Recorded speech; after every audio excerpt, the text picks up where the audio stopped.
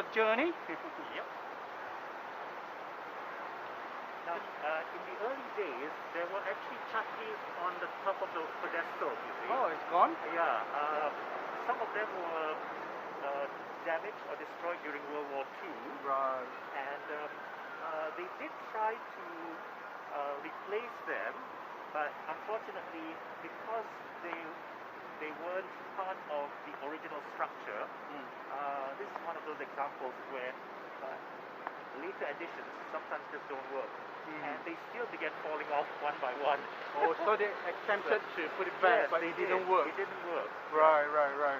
刚才记得吗？我们说了，就是Masjid Jami 呢有一个类似雨伞的代表性的一个装束。这个建筑呢，它上面也有，但是在第二世界大战的时候呢，就给可能摧毁了。后来呢，政府有尝试过把新的装上去，但是因为他们可能材料不符合吧，不匹配，后来就慢慢的掉了。Now, this is Bangunan Sultan Abdul Samad, and it was originally designed by Arthur C. Norman, the British architect Arthur C. Norman. But while they were doing the design and beginning construction, the original design was actually a European style. It wasn't an Islamic, especially Mughal influenced style like this. And it was only when the foundations had just begun that the British realized that they wanted to really reflect the reality of the administration of the time. Because if you notice, when the colonials anywhere,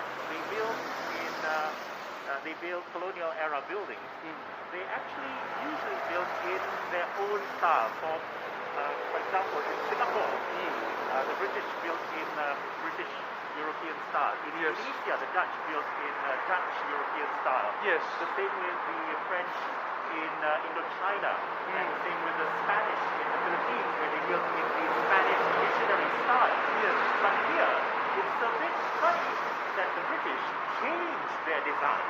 Yeah, that is the question I always want to ask. Yes. Is that They changed their design. like you say, they will bring their culture and the religion to their colonized region, and they'll try to influence them in every step of the way, including the cuisine, including the fashion. As much as they can. Yes, but here, but why stop Malaysia? themselves. Yeah. Okay.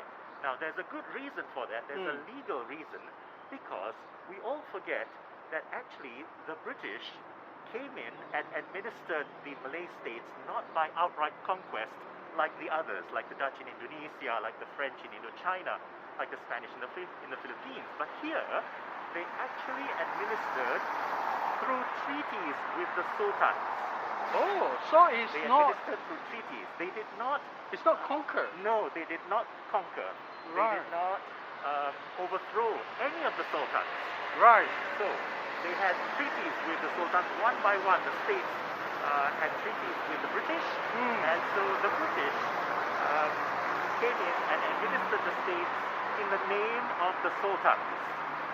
Okay. Right. And that's why you can tell the British administrators, the top man used the designation resident, not governor. Is it? Yes. Oh. And whereas in, for example, in Indonesia or anywhere else, they would use their equivalent language of governor. Wow. Whereas here they use resident, which reflects that political reality. So when it came to architecture, okay, the British suddenly realized that, and so they changed the design. And this is where Arthur Benison Hubbard came in, and he helped to redesign the Bangunan Sultan Abdul Samad into a more Islamic, reflecting the local sultanate, the Islamic influence of the majority of the native residents, native people. And it's interesting now, at this point, okay, this is Bangunan Sultan Abdul Samad building. But actually, these are two separate buildings here. Okay? At first glance, you would think that they are part of the same long building. Yes. But actually, they are two separate buildings. Bangunan Sultan Abdul Samad, and this is the old post office. Okay? Right. So this is the old post office, and if you look carefully, actually this extension Yes. is a new extension. You and can tell from a easily different tell- color. Yes, from the bricks. You can easily What's the tell. time difference? Okay, the time difference is about 60 years. Oh, 60 years. Yes, Okay. it is about 60, 70 years. Now, the reason is actually this building was built about roughly 15 years after this one. Okay. Oh, so this is earliest, and Yes, this the is first second. one is this one from beginning. Construction began in 1894 and completed in 1896 and fully utilized in 1897. Okay. The bricks that were used, most of them came from brickfields. Brickfields. Yes. So that's where the name the brickfield. Yes, brickfields come from. Yeah. I see. And the old Malay name for brickfields was Padang Bata, which literally means brickfields as well. Ah, right. And so later on, when they wanted to build a connection between the two to make it easier for the workers to go across, so they used different bricks available at that time, which were not the same as the original bricks. As you can see, the original bricks had a lighter tone to it. Yes. And then the old post office got a little bit darker, and finally the new one is darker still. So this is first, then 15 years later, Yes. 60 years later. Yes. Very interesting. Yes. Yeah, you can tell because the arch Yes. is different. The arches are also Yeah. different. And another interesting thing is that both in Mughal architecture, which Arthur Benison Hubbard correctly used, is that on every level, the arches are different. The arches are never the same for all floors. So even if you look at a three-story building, for example, the KL railway station's sister building, the KTM administration building, which is 3 floors, but all 3 floors, like this, have different designs of arches on each floor. Right. Okay? Is So there it's a not formula to the arches?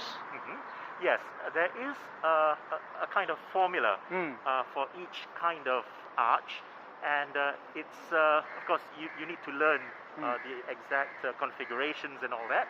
And if you really wanted to go deeper, there are different philosophies for different arches as well. Maybe So not for this lesson. yes, not for this. Too deep. Okay. Too deep, yeah. We wait for part 2. Okay. It's actually an infill Right. between this old building and another old building there, the industrial court.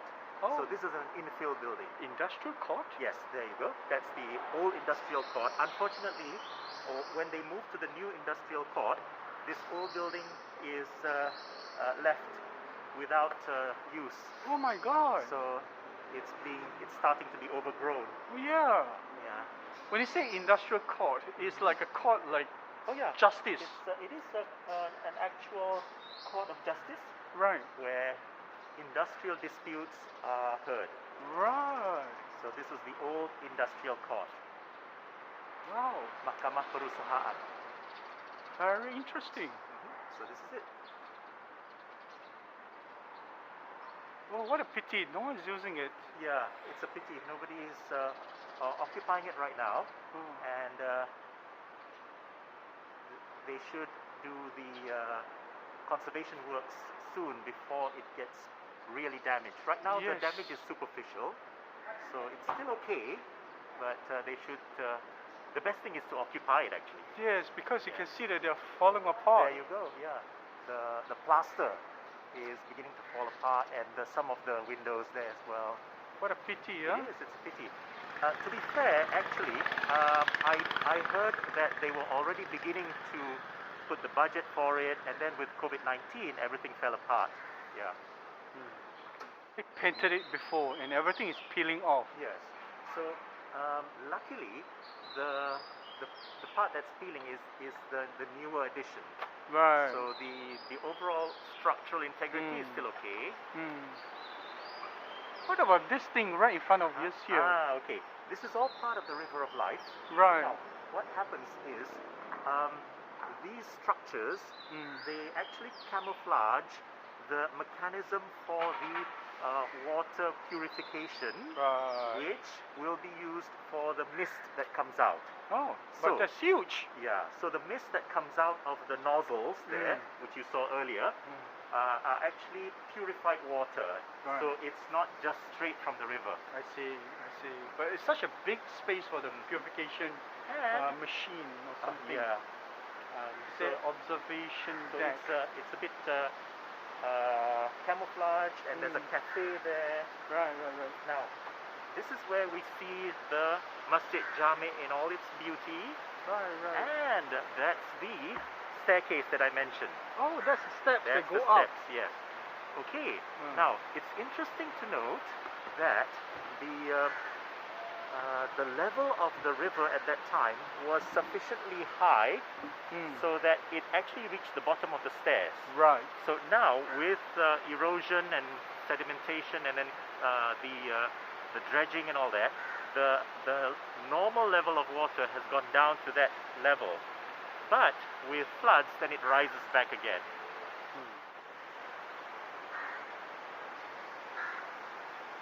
Very nice mural. Yeah. And if you notice, the mural actually has a story. Yeah, So you can it, tell.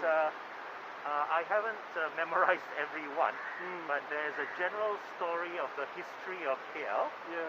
that's from what its that's inception, and then of course we all know that there were elephants used in the early transport. Oh, okay. Yeah. So this is the cafe. No tourists because of CMCO. Yeah. Poor thing.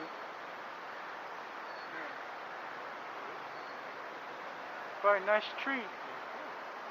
Oh, this one's huge.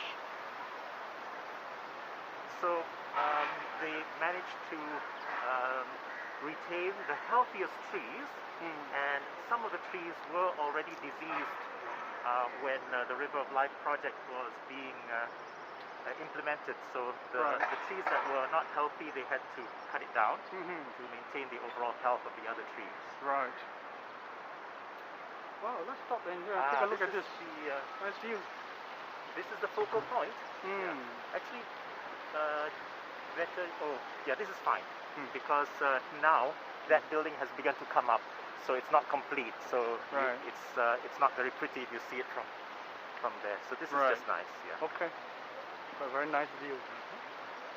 So this is the Kuala Lumpur. Right. So that's the Klang River, and this is the Gombak River. Okay, this is the origin of the Yes, name. The origin of the name. Yeah. Yeah. Okay.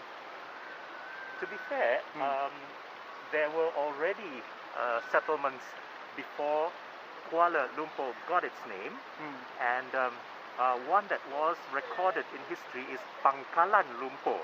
Pangkalan Lumpur, which means muddy base, and that was further upriver from here. So that was called Pangkalan Lumpur, and mining activities had already, tin mining, had already begun long before Kuala Lumpur was actually founded officially. And it's just that in 1857, when Raja Abdullah came up the Klang River from Klang, which is down that way, and he and his entourage of officials plus 87 Chinese tin miners that were part of the team, when they arrived here, they found so much mud that their boats and their rafts, they actually used rafts as well, their rafts couldn't go further, and so they stopped here, and one of his officials was actually a bomo. We call it a witch doctor, but actually, to be fair, the bomo of their time was also a medicine man and even a science man. So, as per the records that we have from the Selangor archives today, the bomo took the mud, the lumpur, and he checked the mud and said, yes, this is a good omen, this is a good place, there's a lot of tin. And so they stopped here and they started an encampment on this side. Now, the reason they started an encampment on this side, which makes sense because now, today, there's Jalan Petaling, Chinatown, it's all on this side. Because at that time, the left side here was quite swampy. Right. So we don't realize it today because it's no longer swamp, but actually it was swampier than that side. That side was drier. Right. And it makes sense too because there are more hills on that side. Okay, although there are some hills on this side too. So it was only later when the British wanted to build the colonial administration buildings such as Bangunan Sultan Abdul Samad, then they drained the swamp. You say there is the origin is actually not Kuala Lumpur but something else in front. Yeah, Pangkalan Lumpur. Pangkalan Lumpur. Yeah. So what's the meaning of Pangkalan Lumpur? Okay, Pangkalan Lumpur means muddy base. Muddy base. But it's not so much the mud. It appears that the Gombak River also had another name, Lumpur River. Oh. So that's why they use Lumpur. And of course, as in most Malay naming systems, they would name it after features of the site. Right. So it was natural that the Lumpur River was muddy. Right. Or muddier than other rivers. Okay.